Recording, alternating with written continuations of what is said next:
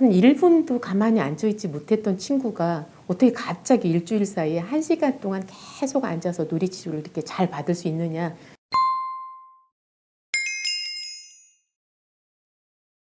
얼마 전에 체움을 통한 비움, 비엔체 해독에 대해서 말씀드린 적이 있는데요. 앞으로는 10여 차례에 걸쳐서 시기별로 무엇을 비우고 무엇을 채워야 되는지 이 비움에 대한 이야기를 하려고 합니다. 그래서 오늘은 첫 번째로 소아의 비움에 대해서 말씀드리도록 하겠습니다. 소아는 영아기, 유아기, 아동기 이렇게 청소년기 이전의 단계를 소아기라고 할 수 있을 텐데요. 그러니까 나이로 치면 한 12살 이전까지를 그냥 제가 소아기라고 칭하도록 하겠습니다. 자, 소아기는 지금 한참 자라나는 아이들인데 이 어린이들에게 무슨 비움의 문제가 있을까? 이런 생각하실 수 있을 텐데요. 그런데 생각해 보면 내 아이가 그리고 옆집에 아이들 중에 아토피나 비염 그리고 소아 비만, ADHD 또는 만성 장염 이런 질환들을 가진 어린이들이 정말 많이 있거든요. 자, 그렇다는 이야기는 이 어린이들 안에서 뭔가 비우고 채우고가 지금 제대로 이루어지지 않고 있다. 즉 해독이 잘 이루어지지 않고 있다라는 것을 말해주는 것 아닐까 그런 생각을 해봅니다. 자, 그래서 이 어린 시절 소아기에는 사실 아이들이 스스로 내가 무엇을 먹고 무엇을 먹지 말아야 할지 그걸 판단할 수도 없을 뿐만 아니라 그리고 그것을 자기 스스로 결정할 수 있는 능력도 없잖아요. 그래서 이 소아기의 문제는 사실은 어린아이들 그 스스로의 문제라기보다는 저는 부모님의 문제라고 생각을 합니다. 그러니까 부모님이 무엇을 잘못했다가 아니라 이 소아기의 어떤 비움과 관련해서 끌고 가는 그 당사자가 어머님, 아버님이라는 거죠. 그래서 생각해 보면 저 같은 경우에도 제가 골다공증이 있고 여러 가지 건강이 안 좋아서 저를 위해서 황태육수밥을 만들어 먹고 그리고 장류를 만들고 이런 노력들을 했다면 제가 아이를 출산하고 저희 아이들이 태어나자마자 전부 아토피가 얼마나 심했는지 그러니까 엄마가 부실하니까 아이들도 좀 부실했던 것 같아요. 태어나면서 아토피가 너무 심해서 이렇게 진물 나듯이 줄줄줄줄 막 물이 흐르고 상처가 잘 낫지 않고 이런 모습을 보면서 유기농을 선택하게 되었어요. 그러니까 저를 위해서라면 그 영양을 채워주는 그 황태육수밥과 장류 이런 것들에 충실했다면 아이를 위해서는 항생제가 들어가 있지 않은 그 무항생제 고기라든지 아니면 농약을 사용하지 않은 그런 채소들 이런 것들을 먹이는 것에 굉장히 집중을 했던 것 같아요. 자, 그렇다면 어린 아이들에게 있어서 무엇이 문제일까요? 그 근본적인 그 원인에 대해서 한번 생각을 해봤으면 좋겠어요. 저도 아이 넷을 길렀지만 아이들이 이제 태어나서 한 100일이 지나고 5개월, 6개월 이때까지만 해도 사실 병치레를 잘 하지 않아요. 그런데 이제 한 6개월 정도 넘어가면서부터는 이제 감기에 자주 걸리게 되는데요. 이때 엄마가 어떻게 대응을 하느냐가 좀 굉장히 중요한 것 같아요. 그래서 아이들이 감기에 걸리면 부모님들은 이제 놀라서 무조건 안고 병원으로 이제 달려가게 되고 그러면 이제 뭐 열이 나면 해열제 그리고 염증이 있으면 항생제 이렇게 투여를 하게 되죠. 이런 항생제나 해열제의 투여가 어떤 잘못됐다라는 것이 아니라 그런데 이 횟수가 반복이 되면서 아이들이 스스로 그 자체 면역을 기를 수 있는 그런 기회를 좀 갖기가 힘들다. 이제 저는 그 말씀을 드리고 싶은 건데요. 그러면 아이들이 감기에 걸리면 어떡하냐? 이제 이런 또 질문이 들어올 수도 있어요. 그런데 열이 난다고 해도 그러니까 엄마 아빠 입장에서는 열이 한 37.5도만 넘어가도 벌써 불안한 거예요. 그래서 38도만 됐다 그러면 이제 해열제부터 먹이는 거죠. 저는 그것을 경계하는 거예요. 그러니까 열이 37.5도, 38도, 38.5도 이 정도에서는 열이 난다 하더라도 그것을 그냥 미지근한 그 물에 수건을 적셔서 그걸로 좀 몸만 이제 열을 식혀주면서 그렇게 약을 복용하고 좀 기다릴 수 있는 거죠. 그럼 열이 오르는데 어떻게 해야 되냐 이런 질문이 들어올 수 있는데요. 열이 오른다 하더라도 39도 이상으로 심하게 오르는 고열이 아니라면 그 이전에는 소화시키기 쉬운 음식을 먹이면서 어떤 비타민류나 어린이가 먹을 수 있는 영양제 정도만 먹이면서 좀 기다려 보는 거죠. 이렇게 물을 충분히 마시고 내가 소화시키기 쉬운 음식을 먹으면서 스스로 이겨낼 수 있는 그런 시간을 가져보자는 거예요. 그렇게 해도 치료가 안 되고 열이 39도 이상으로 올라가면 그때는 병원 치료를 받는 게 맞아요.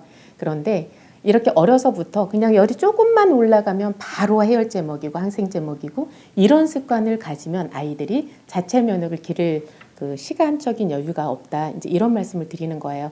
그리고 또 하나의 문제는 뭐냐면 아이들이 어렸을 때 이제 엄마 뱃속에 있으면서 힘들었잖아요. 그래서 태열이라는 게 생겨요. 태어나고 나서 얼굴이라든지 가슴 부위 이렇게 뻘겋게 열이 오를 수가 있는데 이렇게 가려워하거나 열이 나서 이렇게 뻘겋게 발적이 되거나 그러면 엄마 입장에서는 너무 안쓰러우니까 이제 연고를 발라주기 시작을 하는 거예요. 그러다 보면 그 연고가 스테로이드제일 경우에는 처음에는 바르면 바로 가라앉는데 그러다가 그 스테로이드를 바르고 그냥 며칠 뭐 일주일 상간에 그게 완전히 가라앉으면 좋은데 그렇지 않고 그게 계속해서 올라오는 경우가 있어요. 그래서 반복적으로 스테로이드제를 바르다 보면 나중에는 이제 그게 태열이 꺼지질 않고 그 열독이 오히려 안에 가두어지면서 이제 정말 아토피로 변화되는 경우들이 있어요. 그래서 최근에 아토피 뭐 집에서는 정말 그 환경이 옛날보다 훨씬 좋아졌잖아요. 다들 깔끔하고 좋은 음식 먹고 이러는데도 아토피 환자들이 왜 줄어들지 않나 이런 생각을 해볼 필요가 있는 거예요. 제가 두 가지 얘기를 했어요.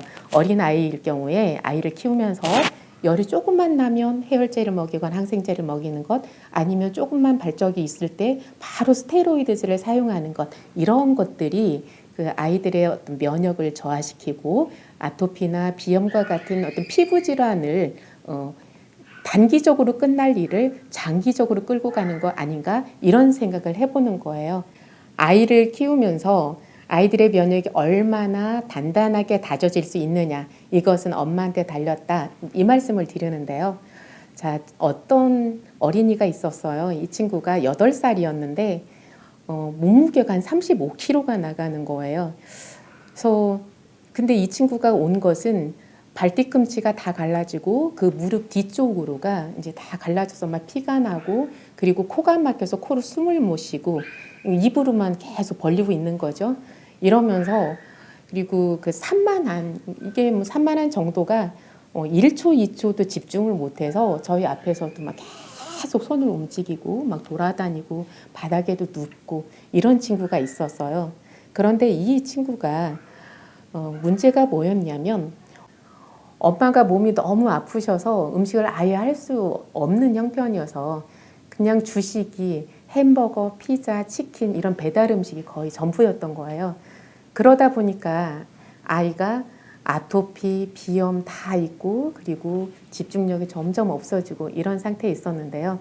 그래서 이 친구는 뭐 집에서 아빠한테 매일같이 혼나는 것도 있고 학교에서도 이제 적응을 못하고 그리고 상담 치료를 받으러 다니고 이런 상황이었는데요. 제가 이 친구에게 그렇게 산만하게 돌아다니는 친구를 붙들고 그랬어요. 내가 너한테 약을 해주고 싶은데 약속을 2가지만 지킬 수 있으면 약을 해주겠다. 지킬 수 있겠니? 물어봤더니 지킬 수 있대요. 그래서 그 약속이 뭐였냐면 엄마가 해주는 음식만 먹자. 이미 이때는 엄마를 치료해서 엄마가 많이 좋아진 상태였거든요. 그래서 엄마가 해주는 음식만 먹자. 그리고 군것질을 하지 말자. 간식으로는 과일만 먹자. 그러니까 엄마가 해주는 음식과 과일 이것만 먹고 다른 음식은 하나도 먹지 말자. 이것을 제가 주문을 했어요. 그랬는데 8살짜리 그 초등학교 1학년 아이가 흔쾌히 그걸 하겠다고 대답을 하는 거예요.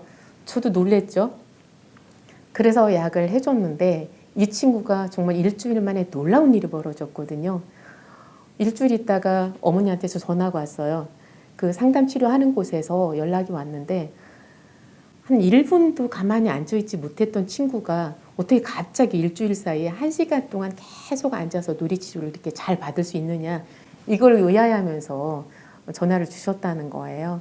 제가 무슨 말씀을 드리고 싶은 거냐면 저는 그런 생각을 해요. 제가 해준 약이 약만으로서 어떤 효과를 발휘한 것이 아니라 그 모든 음식들, 방부제라든지 첨가물이라든지 이런 조미료라든지 이런 것들이 범벅이 된 그런 음식들 대신에 천연 재료를 이용해서 만든 엄마의 음식 그리고 과일 이런 것들만 먹으면서 음식을 적절히 조절해 준 것, 이것이 아이의 어떤 아토피라든지 비염이라든지 그 산만한 증상이라든지 이런 것들을 일시에 날릴 수 있지 않았나, 이제 저는 그런 생각을 하는 거죠. 그래서 소아의 비움, 이 비움이라는 것은 아이 스스로는 어떻게 할 수가 없어요. 엄마가 이제 돌봐줘야 될 부분인데요. 농약이 최대한 들어가 있지 않은 것들, 그리고 항생제를 사용하지 않은 고기, 이런 좋은 음식들을 먹이면서 되도록이면 인스턴트 음식을 배제하는 그런 노력, 이것을 부모님이 해주셔야 되지 않나 이런 생각을 하고요. 그것과 아울러서 아직 아기가 굉장히 어린 상태라면 그런 항생제라든지 해열제 그리고 스테로이드제 이런 것들을 적절히만 활용해야지 오래도록 또는 남용하는 것을 금해 주셨으면 좋겠다. 이것이 제가 소아의 비움에서 꼭 드리고 싶은 말씀이었습니다. 3살 버릇이 80살 간다는 말 있죠. 소아기에 그 건강을 어떻게 다져놓느냐에 따라서 내 아이가 청소년기, 장년기, 노년기를 거치면서 계속해서 건강하게 지낼 수 있는 어떤 토대가 마련되는 것이라고 생각을 합니다. 내 아이의 건강을 소아기에 단단하게 잡아주실 수 있었으면 좋겠습니다.